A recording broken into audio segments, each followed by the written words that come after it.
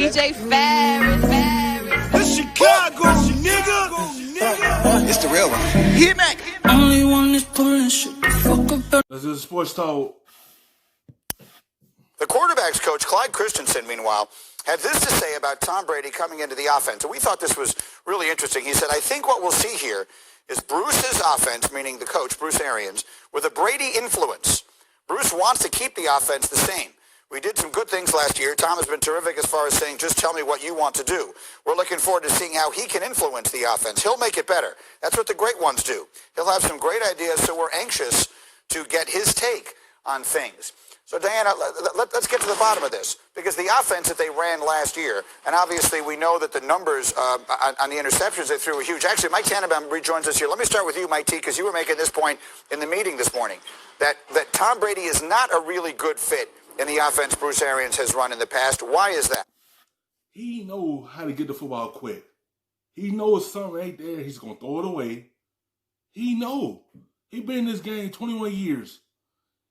He know the ins and outs of everything.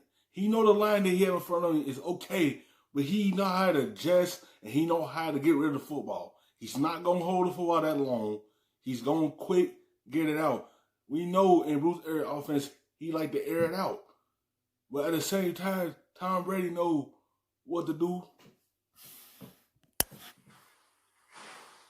There's a lot to like about Bruce Arians' offense, but his quarterbacks get hit a lot. If you look at the last number of spots he's been at, Greeny, his quarterbacks get hit. They get sacked quite a bit. And if you look at the last 2 years, only Drew Brees was sacked or hit less than Tom Brady. So he's turning 43 years old this August. I've been with over 40-year-old quarterbacks, Brett Favre, Vinny Testaverde. They do not like to get hit, Greeny. That is a concern.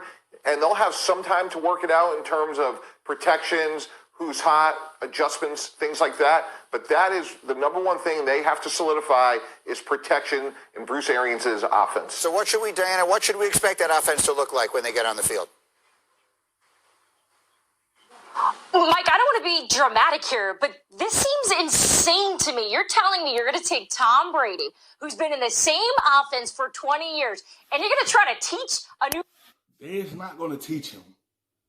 They're going to sprinkle in something Tom Brady know. They're going to put the plays in that he been doing for the last 20 years. They're not just going to teach him. They got something up their sleeve, and they going to put a play in for him. It's not just going to be all Bruce Arians plays. It's going to be plays that Tom Brady been doing.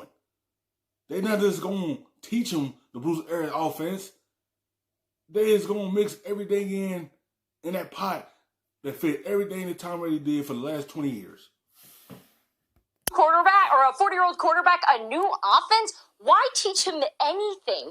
Give him every single thing he knows how to do. Do exactly what New England did. Because there's going to be a learning curve here. We have these Zoom meetings, a condensed offseason. Give him every reason to be successful, which is just keep it as it is.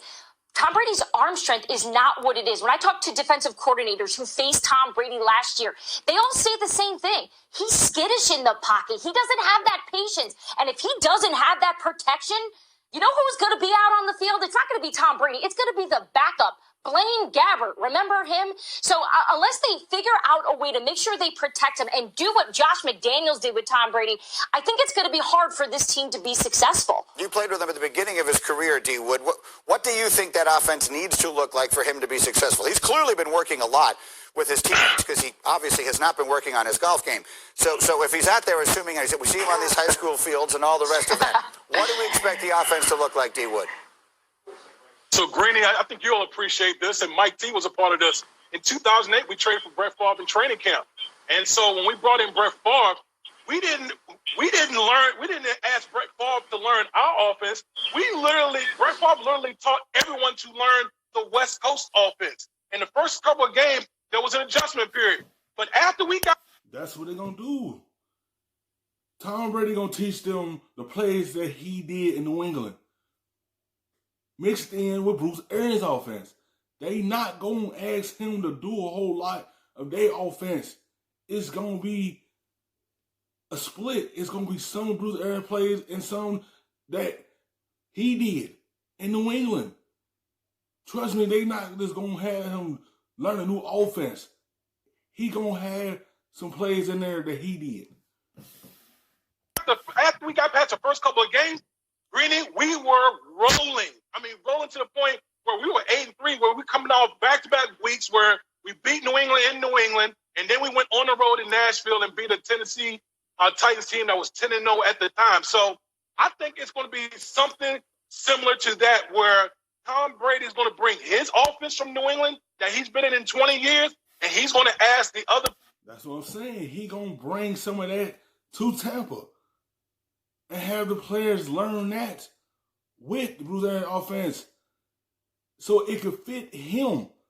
So this team could be rolling because he don't have to learn a whole new playbook. He gonna bring some of that he did in New England. People around him to learn that offense to better assimilate and get this thing going. I think that's a really good analogy to make. And, you know, Mike T, very quickly, I think that Brett Favre's year with the Jets is largely misremembered. People think that it didn't go well because he got hurt at the end and you guys wound up missing the playoffs. The truth is, Mike T, he played very well when he was healthy, and that team was looking really good.